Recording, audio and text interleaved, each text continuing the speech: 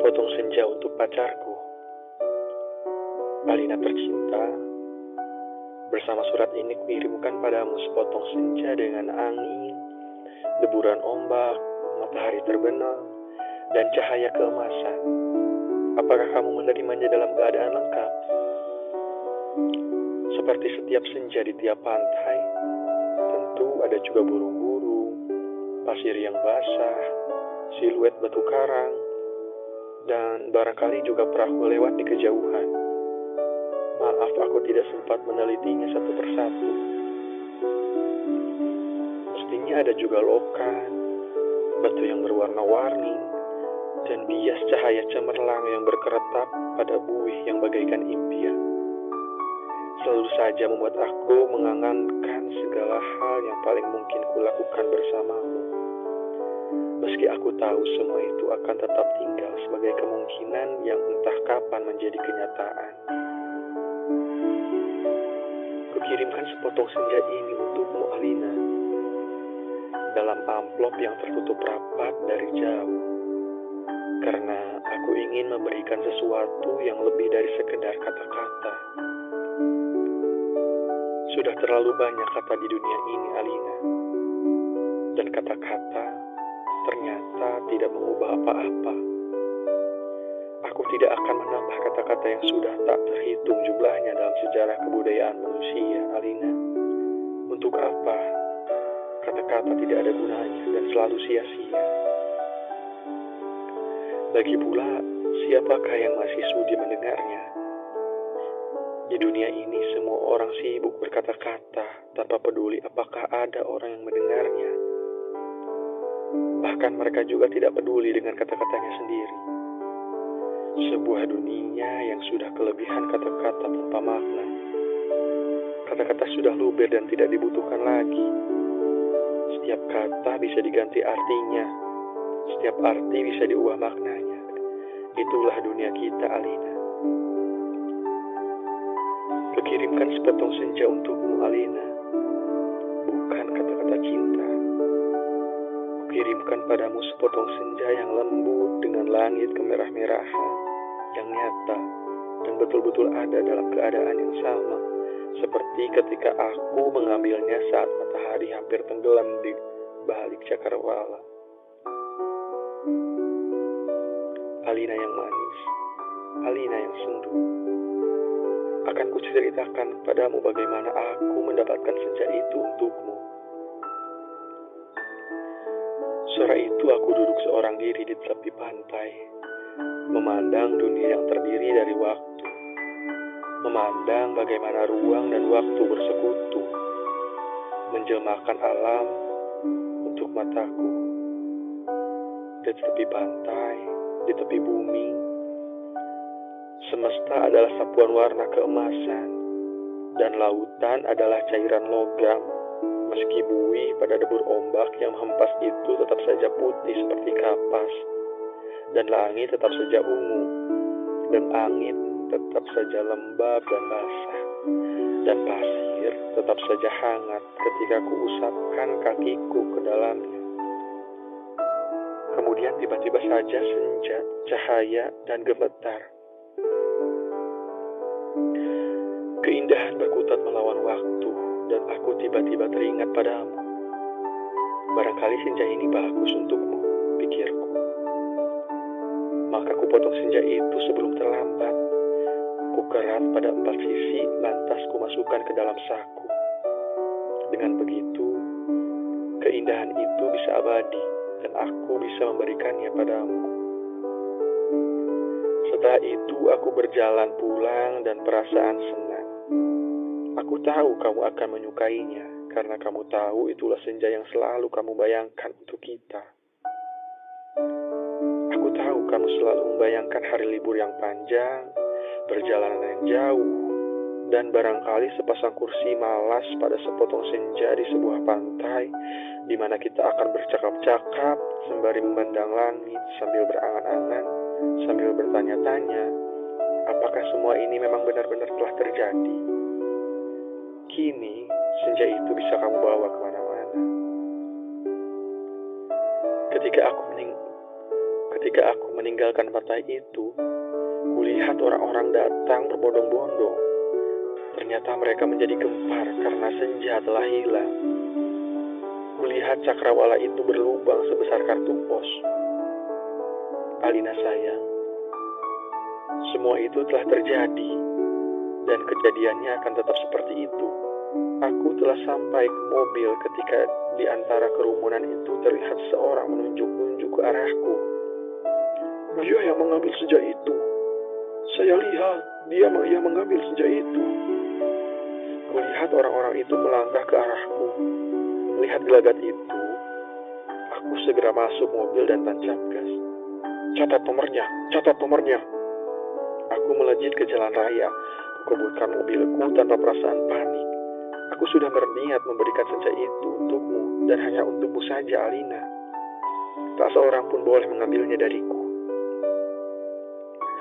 Cahaya senja yang keemasan itu berbinar-binar di dalam saku. Aku merasa cemas karena meskipun kaca mobilku gelap, tapi cahaya senja tentu cukup terang dilihat dari luar. Dan ternyata cahaya senja itu memang menembus segenap cahaya dalam mobilku. Sehingga mobilku itu meluncur dengan nyala cemerlang ke aspal maupun ke angkasa. Dari radio yang kusetel aku tahu, berita tentang hilangnya senja telah menyebar kemana-mana. Dari televisi dalam mobil bahkan kulihat potretku sudah terpampang. Aduh, baru hilang satu senja saja sudah paniknya seperti itu. Atau tidak bisa menunggu sampai besok? Bagaimana kalau setiap orang mengambil senja untuk pacarnya masing-masing? Barangkali memang sudah waktunya dibuat senja tiruan yang bisa dijual di toko-toko kemasan dan dikemas dalam kantong plastik dan dijual di kaki lima. Sudah waktunya senja diproduksi besar-besaran supaya bisa dijual anak-anak pedagang asongan di perempatan jalan. Senja-senja cuma 1.003. Di jalan tol mobilku melaju masuk ke kota. Aku harus hati-hati karena semua orang mencariku. Sirine mobil polisi meraung-raung di mana-mana. Cahaya kota yang tetap gemilang tanpa senja membuat cahaya keemasan di dalam mobilku tidak terlalu kentara. Lagi pula di kota, tidak semua orang peduli apakah senja hilang atau tidak. Di kota kehidupan berjalan tanpa waktu. Tidak peduli pagi, siang, sore, atau malam. Jadi tidak pernah penting senja itu, ada atau hilang.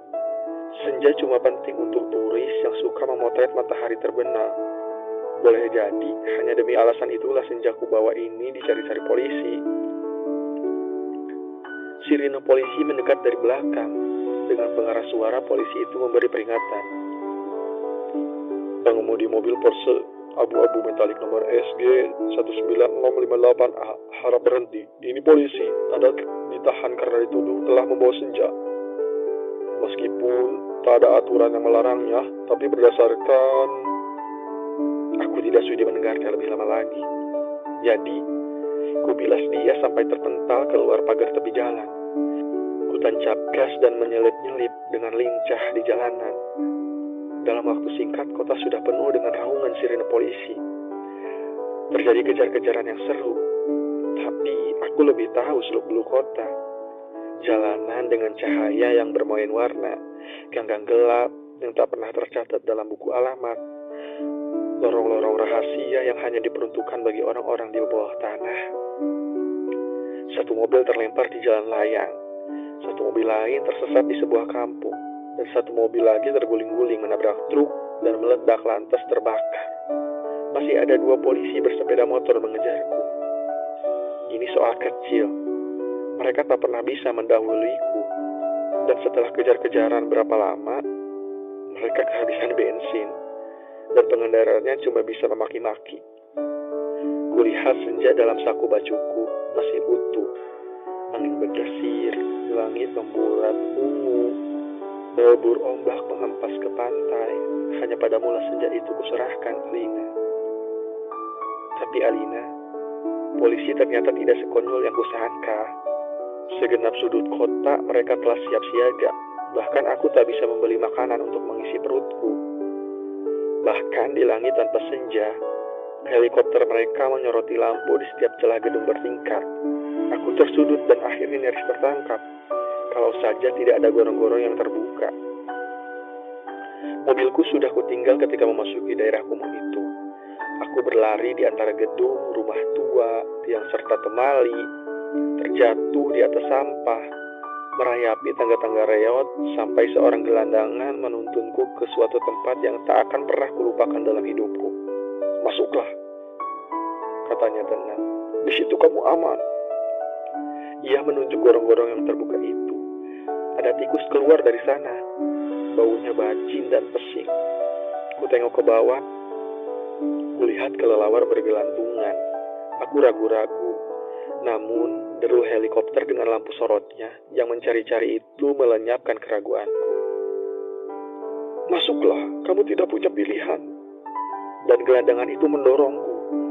Aku terjerembab jatuh. Bau busuknya bukan main. Gorong-gorong itu segera tertutup, dan kudengar gelandangan itu merebahkan diri di atasnya. Lampu sorot helikopter menembus celah gorong-gorong, tapi tak cukup untuk melihatku.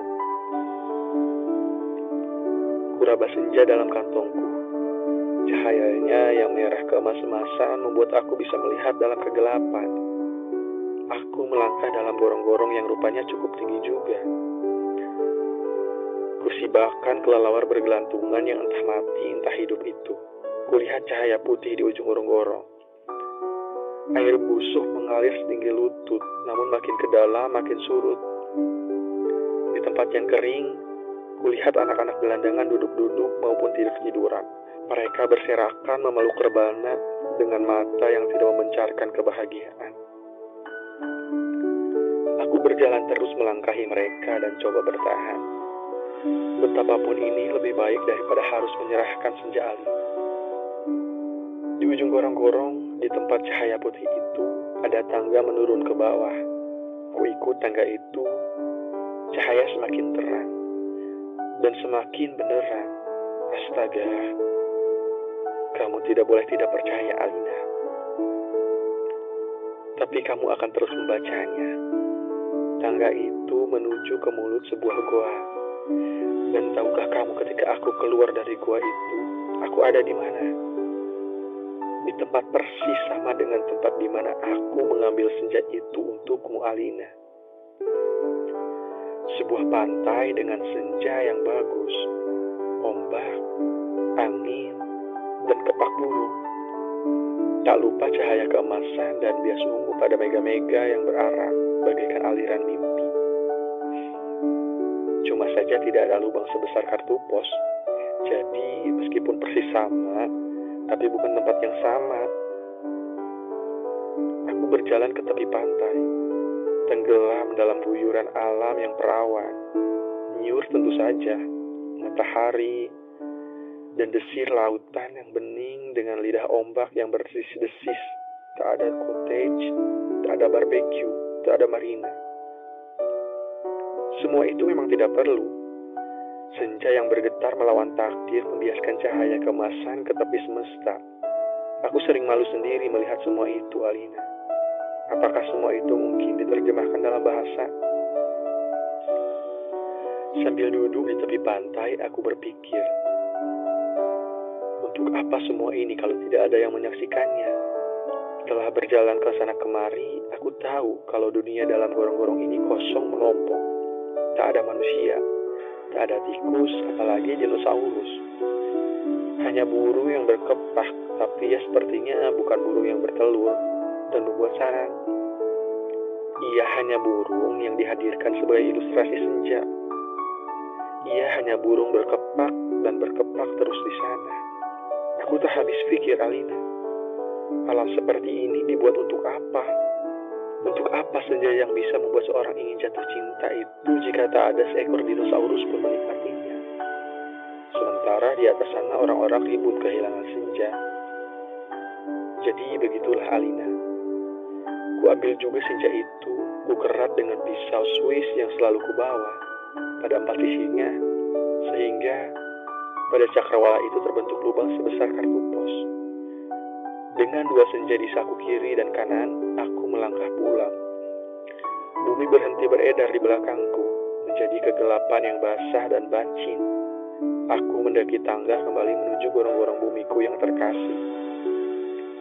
Sampai di atas setelah melewati kelelawar bergelantungan, anak-anak gelandangan berkaparan, dan air setinggi lutut, kulihat polisi-polisi helikopter sudah pergi. Gelandangan yang menolongku sedang tiduran di bawah tiang listrik sambil meniup saksofon. Aku berjalan mencari mobilku. Masih terparkir dengan baik di supermarket. Tampaknya bahkan baru saja dicuci. Sambil mengunyah pizza, segera ku kebut mobilku menuju pantai. Dengan 2 senja di saku kiri dan kanan, lengkap dengan matahari, laut, pantai, dan cahaya keemasannya masing-masing, mobilku bagai memancarkan cahaya ilahi. Sepanjang jalan layang, sepanjang jalan tol, ku tancap gas dengan kecepatan penuh. Alina kekasihku, pacarku, wanitaku. Kamu pasti sudah tahu apa yang terjadi kemudian. Ku pasang senja yang dari gorong-gorong pada lubang sebesar kartu pos itu. Ternyata pas. Lantas kukirimkan senja yang asli ini untukmu lewat pos. Aku ingin mendapatkan apa yang kulihat pertama kali. Senja dalam arti yang sebenarnya, bukan semacam senja yang ada di gorong-gorong itu. Kini gorong-gorong itu betul-betul menjadi gelap, Alina. Pada masa yang akan datang, orang-orang tua akan bercerita pada cucu-cucunya tentang kenapa gorong-gorong menjadi gelap. Mereka akan berkisah bahwa sebenarnya ada alam lain di bawah gorong-gorong dengan matahari dan rembulannya sendiri. Namun semua itu tidak lagi, karena seseorang telah mengambil senja untuk menggantikan senja lain di atas bumi. Orang-orang tua itu juga akan bercerita bahwa senja yang asli telah dipotong dan diberikan oleh seseorang kepada pacarnya. Alina yang manis, paling manis dan akan selalu manis. Terimalah sepotong senja itu hanya untukmu, dari seorang yang ingin membahagiakanmu. Awas hati-hati, dengan lautan dan matahari itu, salah-salah cahayanya membakar langit, dan kalau tumpah, airnya bisa membanjiri permukaan bumi. Dengan ini kukirimkan pula kerinduanku padamu, dengan cium, peluk, dan bisikan terhangat dari sebuah tempat yang paling sunyi di dunia.